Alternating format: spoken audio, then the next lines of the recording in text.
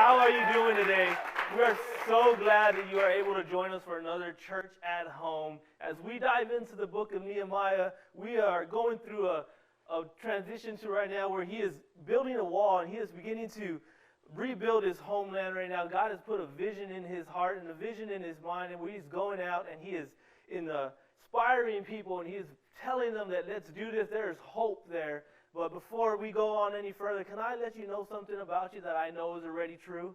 Can I tell you something that each and every one of us has in our mind and in our heart? That Jesus called us to be something great. Jesus has given us purpose in life. He has created us each individually differently, and he has given us gifts. He has given us things that we can bring people together to get to know who Christ is, right? So as we embark on this journey here on the book of Nehemiah, I wanted to give a little bit of background of Nehemiah, where he's at right now. He's maybe about halfway done building the wall. As we learned in the previous weeks, he's going over different things are happening to him, different trials are coming along, and there's just difficulty coming along. But everybody knows, I guess if y'all guys could agree with me, every time we start something, every time we begin to do the things that God has called us in our life, opposition comes up, right? No matter what happens, something comes along the way to try to distract us and try to get us out of what God has called us to do in this season. So right now, we're going to introduce a couple of people into this. There's going to be 3 guys that are going to come, and they're going to come and try to get Nehemiah off of his goal, off of the road that he is going. So these guys, it's Sanballat, Tobiah, and Geshem, and they're going to do everything they can to get Nehemiah to get off of what God has called in his life right now. So that's why today's sermon title is going to be called Shut the Door on Distractions.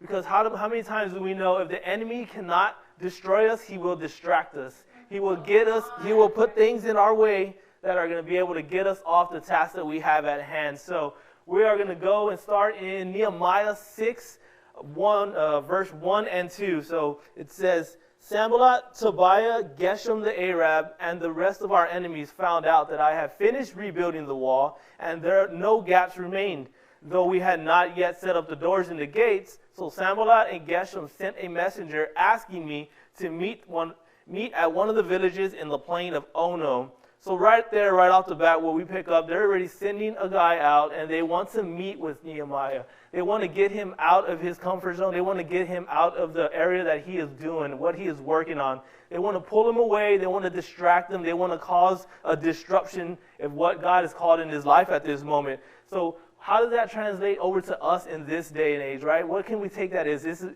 for Nehemiah can say, hey, this is an opportunity for me to gain my influence. This is an opportunity for me to convert them over to what I am doing, right? This is an opportunity for me to build my business. This is an opportunity for me to make more money. This is an opportunity for me to get the likes, get the shares, get those things out there. And this is an opportunity for the enemy to come in to distract us, right? So what we often call an opportunity, God often calls a distraction.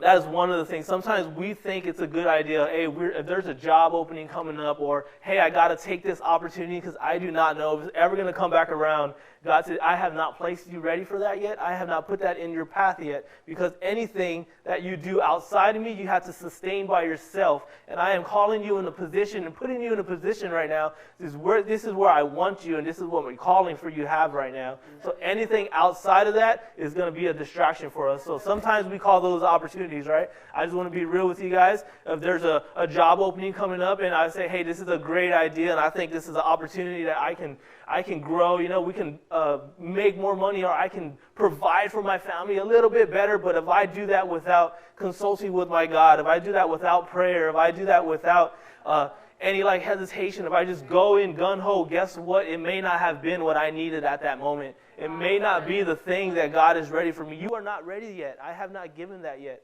right? So if we go on here, Nehemiah, they keep asking him, can we meet with you? Can we meet with you? And he keeps telling them no. No, I know what I'm doing. I know it. I know this is where God has me right now. I know this is where I need to be. How many of us know that we grow with our no, right? How many of us know? I'm going to talk to some of the leaders out there. How many times we know that we say no, not because we don't want to. We say no because we love you. And we say no because we understand that God has put us in a position right now to do the things that I need to do in this season, right? So And then I just want to even say, like, sometimes if you even read in the Bible, there's moments in the Bible where Jesus says no, but he doesn't say no openly. He won't say no. Think about it. There's when he is performing miracles, when there's a bunch of people around him, when he's praying for people, there's some times where he just stops and says, hey, okay, guys, I'm done for today.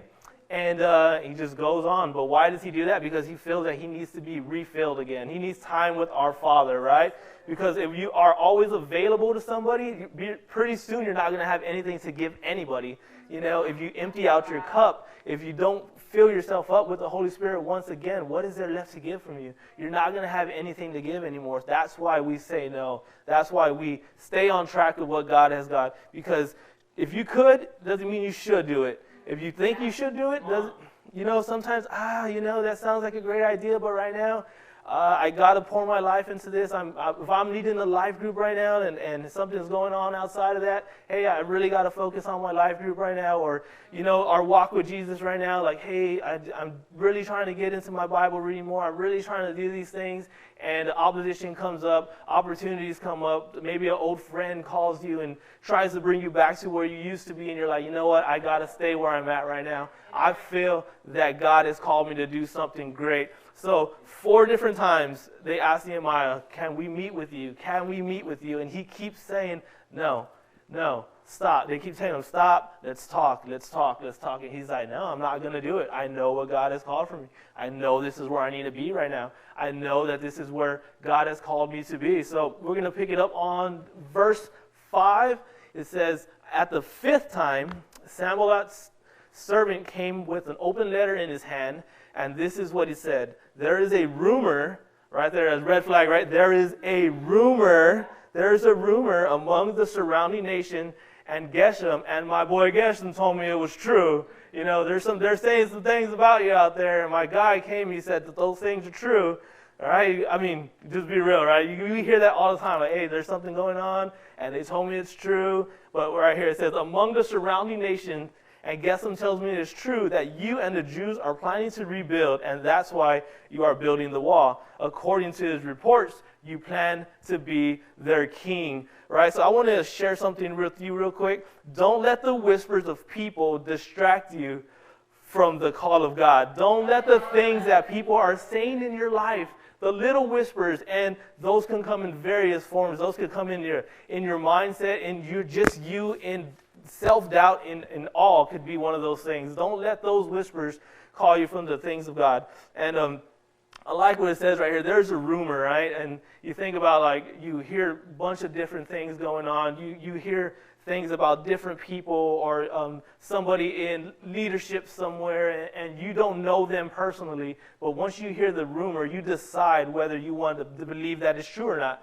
You do not know if the rumor is true. So when you go on and you hear these things, you have to eventually pop those thought bubbles, right? You got to have talk to somebody. Hey, I heard this. I'm not coming in a different way. I just want to know if it's true, or something like that. And a lot of times we tend to believe the things that we do, and we tend to believe the things that we hear, and it gives us a different outlook on the person that we hear or the person that is doing something without ever talking, without ever getting to know those things. And that's what I'm calling the whispers of people, because if God has placed that person in your life to help you grow, to help you be the best that God has ever called you to be, but you have a certain thing about them, or if you heard a certain thing about them, you will no longer allow them to better your life. You will not allow them to come in and help you grow because of the rumors that you've heard about them, right? So just be honest and just be real. If you are a leader, don't listen to the negativity. Don't listen to the critics. Don't listen to the things that people are saying on the outside. The most important thing is that we can never do big things if we listen to small-minded people. And what does that mean? That means that we can never grow as much if we listen to the things that are happening around us, right? In this day and age, it's so easy to be distracted. There's so many ways for things to come into our life and distract us. I mean, I would just want to be honest, I use Apple products, right? And in my Apple products, I have them all tied together. So guess what? When I'm having a phone call, or I'm having a meeting, or I'm having a FaceTime, I get a buzz on my phone rings, and I'm like, okay. And next thing you know, it's on my laptop, and then the next thing you know, it's on my watch, and the next thing you know, it's on my iPad. And those are the little distractions that we have nowadays. Those are the things that we deal with. on a daily basis right now in our time. What does that translate to them back then? It's like we're going to send people. We're going to continue to send people to get you away from the things that you are doing, right? So we are going to move on to verse number 8. But before we get there, I wanted to share something with you real quick. As the rumors and the things that they're trying to do to Nehemiah is the way that they are trying to distract him, right? They don't know any other way but to get him out of his area or get him out of his comfort zone or to take him out of the place that he needs to be at that moment.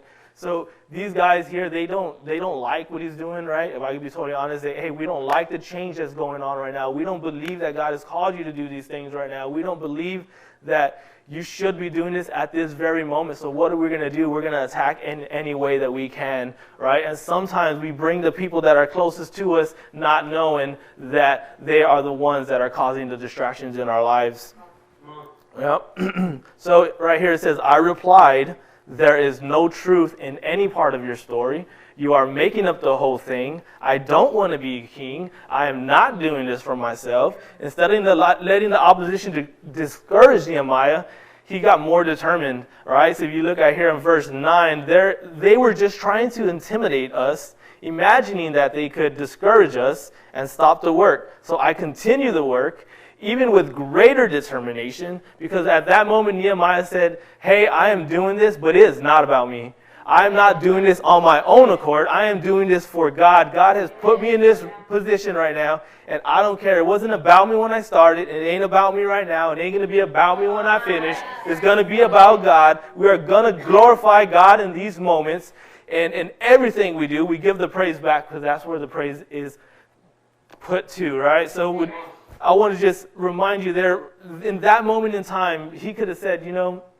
he could have went along with those. He could entertain the rumor at that point. He could have been like, well, maybe I am trying to be king. Or maybe I am trying to maybe we are trying to rebel. I don't know. I don't know what's going on. And then that little doubt creeps in. Those little whispers start to creep in. The entitlement starts to creep in. The things, I am doing a great thing here. Wait, what am I going to get out of this? What is the outcome of this? But I love what he says here. None of it is true.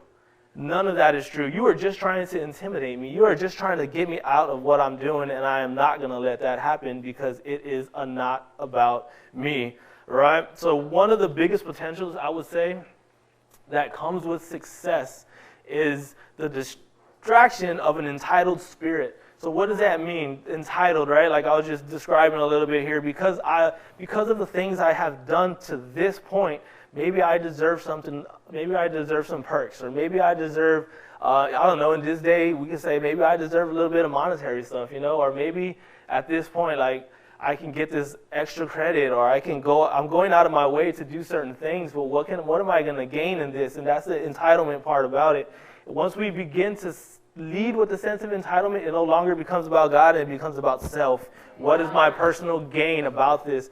So that is one of the things. Remember that when we are being successful leaders out there, hosts, parents, all that good stuff, when you are beginning to lead and you're beginning to lead your family, leading life groups, leading a church, or leading a group of people around you, it's never about you. It's always about the glory of God. And God is going to put you in the direction that you need to go to help those people out. Remember, he was there in the beginning, he's going to be there in the middle, and he's going to be there in the end as well. So who do we glorify at the end is God, and that is it, right?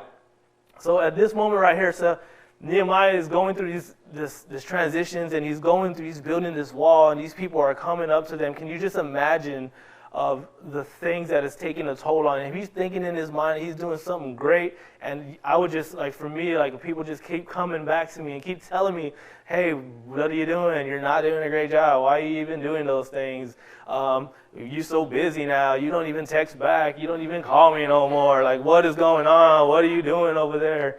How come you never call me? And those little things like that. Like, for him back then, is sending messengers, but when I was reading this and I was preparing for this, I was like, man, that is just like everything and anything that would happen to us today. Our information that we get, the things that we do on a daily basis, is so easy for people to send distractions. It's so easy for us to get off what God has called us to do because of the information culture that we are in right now. Everywhere you look, there's something happening. This is going on over there. This is going on over here. This is going on in your city. But at the same time, God is doing miraculous things behind the door and that people just don't know yet. And we are the ones that are carrying that message. We are the ones that are carrying that out. So why are they putting those things that distract us? Is because they don't want the glory of God to be shown at that moment. Wow. Right? So I'm going to go on here a little bit. This next part, there's going to be a buddy that comes along, right? That's what I was talking about, friends. You don't even text me no more. You don't even call me. What you doing? That's why I was thinking about those things. I was setting it up for the next thing. So, excuse me. I think I went too far. Okay, and he says, later I went to visit Shemaiah. He said, let us meet together inside the temple of God and bolt the doors shut. Your enemies are coming to kill you tonight.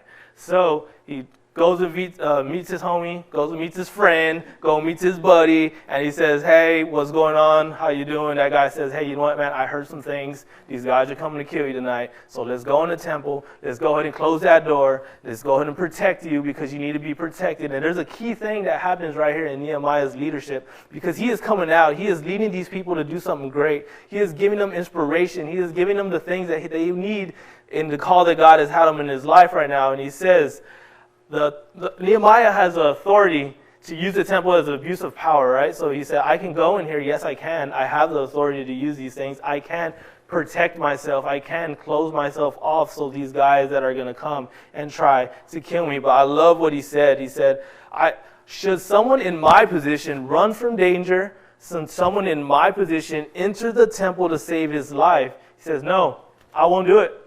I won't do it. I'm not going to do that. I am not going to put myself away from everybody else. I'm not going to lead with a sense of entitlement. I'm not going to lead with the spirit of entitlement. I'm not going to say, hey, I've been doing all these things, so these guys are going to come and get me. Guess what I'm going to do? I'm going to close the door and I'm going to hide because I built this that's around me.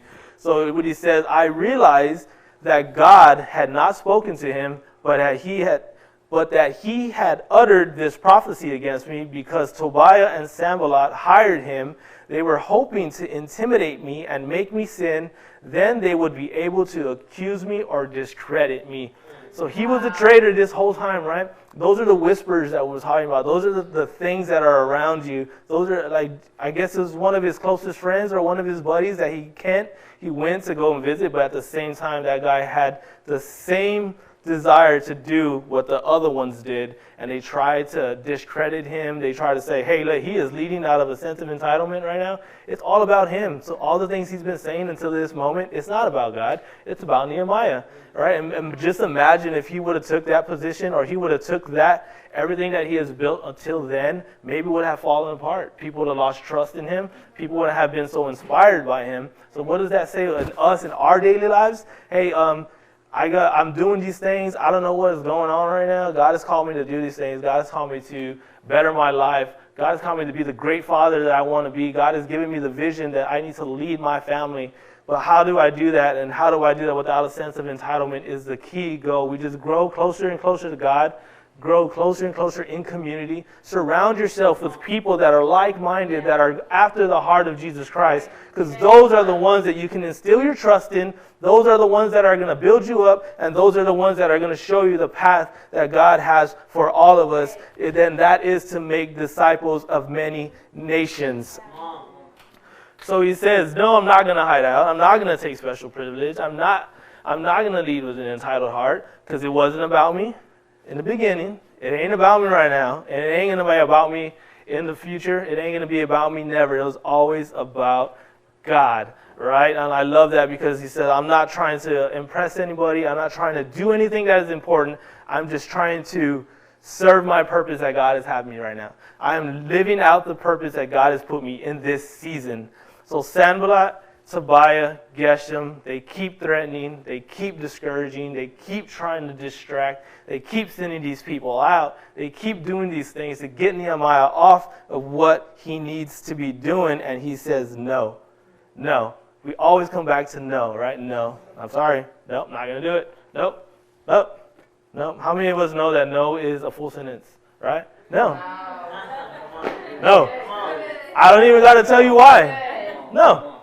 And I'm not telling you no because I don't love you. I'm telling you no because I do love you.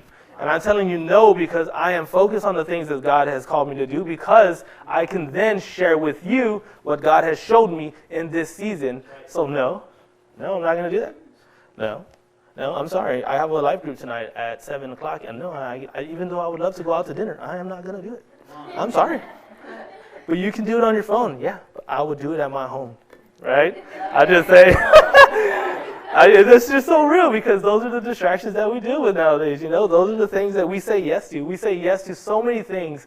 And sometimes when in the midst of us saying yes because we want to help, we are hurting ourselves and the person that we are trying to help at that moment. And one other thing I did want to share with you, don't say maybe when you mean no. Say no. If you say maybe and you mean no, guess what's happening? We are wasting each other's time, because eventually you're going to say no. So say no the first time. Just say easy no. No. Becoming a dad is so funny, because I use the word no a lot. To be honest with you, Dad, can I have a candy? No. Dad, can I go outside? No, it's 110 degrees outside. Dad, can we do this? No. Dad, can we do that? No. And then the little baby comes along, right? The little youngest, she's like, Dad, and I'm like, maybe. And that's when I get in trouble right there with that maybe, because guess what? She runs to the sisters. He said maybe, let's go ask him again. And then they all come and ask me, and then I had to say no again. So I should have said no the first time, right? That's just a daily insight of my life at home with 3 beautiful daughters. And I love every minute of it. So we're going to get here down to the end. I know I am moving quickly, but I am just so passionate about this message, because it just speaks volumes to what we are doing, because we all have a purpose. God has called us to be great in so many things, but a lot of times we fall off the track. A lot of times the train falls off the track. We take the wrong turn, and we do these things because we don't understand what is happening around us. But now that we brought it to light, these are distractions that the enemy is trying to put in our life. And like I said earlier, if he cannot destroy you, he will distract you. Wow. And distraction is the easiest and the quickest way the enemy can get to you, because distraction comes in the mind, and then you start to think about these things, and the most battles happen is from your mind into your heart. Once you start to believe in your mind, your heart will begin to harden, and then you will fall off what God has called you to do in this moment. But I want to let you guys know that we are all fighting the fight. We are all running the race. We're all getting to the same point and the same destination. That's why community is so important. That's why getting involved in a church, getting involved in a life group, getting involved with people that are going to help you, lead you, talk to you, understand you, most importantly, give you feedback and criticism on the things that you need the most. Once you are open to those things, God can do a miraculous thing in your life. All He asks is for surrender and a willing spirit. If you can surrender the things that are hiding deep down inside you, those are the things that God can build upon. All He wants us to say is, I am here, use me, I am a vessel, pour out into my life, and I will continue to pour out to the others. Is that not being a leader? Is that not being a person of God? To be able to pour out to everybody else, to be able to pour out to your friends, to be able to pour out into your wife, to your kids, to your co-workers, to the people that you do not know, that you influence daily around the world, that you just don't know that they are watching. So I love it here because He never stops working, right? They come overs and overs and overs. He never comes down. I just picture Him like, I'm looking at a construction site. He's on the ladder, he's drilling, he's doing his things, he's hammering away. He has a hard hat on, he has an orange vest, right? Because that's what construction sites do. And people keep coming up, but He never gets down. He just simply turns and says, no, I'm not going to do that. And continues to work. No, I'm not going to do that. It continues to work. Hey, you want to be a king? No, I don't. Hey, you're trying to do this? No, I do not. I'm going to keep hammering away. I'm going to keep building this wall. I'm going to keep putting the doors up. I'm going to keep building what God has called me to be. I'm going to keep building upon that. And what does that look like? It may not be a wall for us. It may not be a wall for us. Maybe it's our heart. We're going to keep building our heart. Maybe it is the people that are around us. I am going to build these people. Maybe God's trying to build you in the season that you are in right now, but we are trying to move out of the season He has us so quickly that we forget that those can become a distraction as well. God has put us in a position right now. He's working on our hearts. He's giving us the things that we need, but sometimes Just sometimes we say, hey, I don't feel like I'm doing enough. I need to be doing more. I want to do more. I need a life change. I can't do that. I'm just thinking right now, like the people that staying at home, the mothers, the single mothers, the mothers that have children at home, and they say, I want to do something else in my life. I feel like I can do more. I want to do. Just remember that there's a season that you have right now. You are helping your kids get better. You are supporting your husband. You are supporting your household. The guy that's building his business, I don't know. It seems like I'm not doing what I can be doing. My business is not growing. We're not making profits. I'm losing contracts. I'm losing workers. Don't worry. God is there with you. He's going to help you build upon. Do not give up. Do not let the distractions come. Do not let the self-doubt come. Do not let the discouragement come. Keep building. Keep pushing forward. You're trying to pay off debt, right? I just think about debt is a big one right now. I'm trying to pay off debt. Every little dollar that I can give. Oh my God, the mountain's still big. Oh my God, the bills are still piling in. But remember, you're doing a great thing. You're doing a good work. You are trying to provide for yourself. You're trying to get those things out of there. Remember, God is with you. He's there in the beginning. He's there in the middle. And He'll be there long after as well. So I like it right here in verse 14 through 15. He says, remember, oh my God, all the evil things that Sanballat and have done. And I love this because after all that, what does he do? He cries out. He prays, God, hey, I know all these things are happening. You are the one that gives me strength.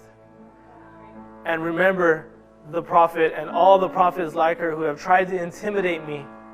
So on October the 2nd, the wall was finished just 52 days after he had began.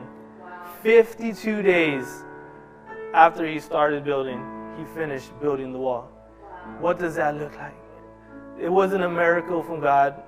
There was no flood from heaven. There was no burning bush. There was no miracle that happened. It was just an ordinary guy like you, like me, like you. Just an ordinary guy doing the things that God called him to do. Not letting the distractions come and take him away from what he had in his heart that God wanted him to do.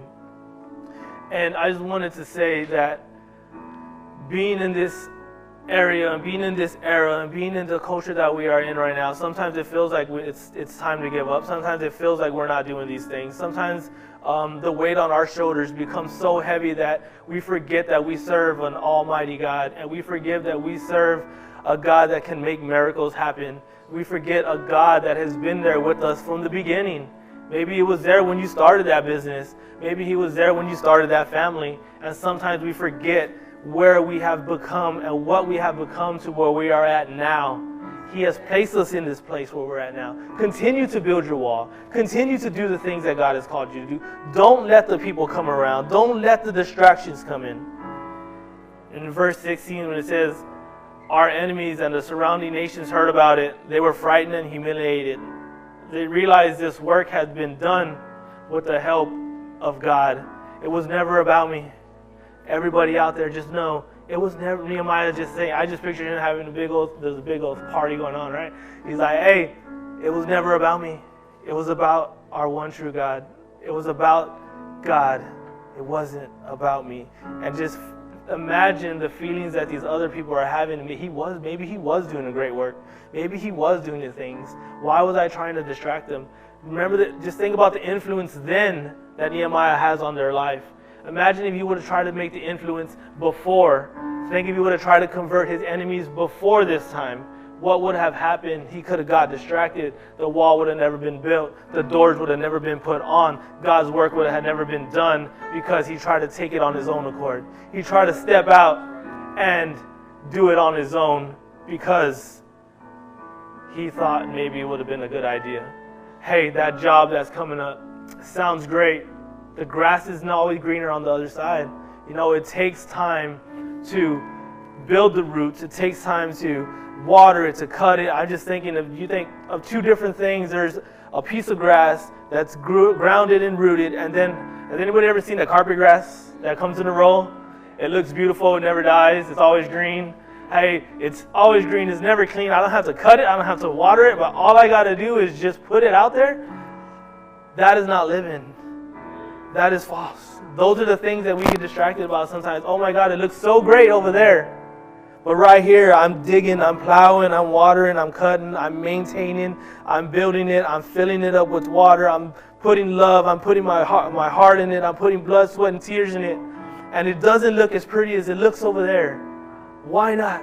And God says, be patient, young child. Be patient, my son, my daughter. Because one day it's going to look just as good as that. But it's going to be self-sustaining. It's going to be self-sustaining. And the only way we can get there is to continue doing what God has in our life.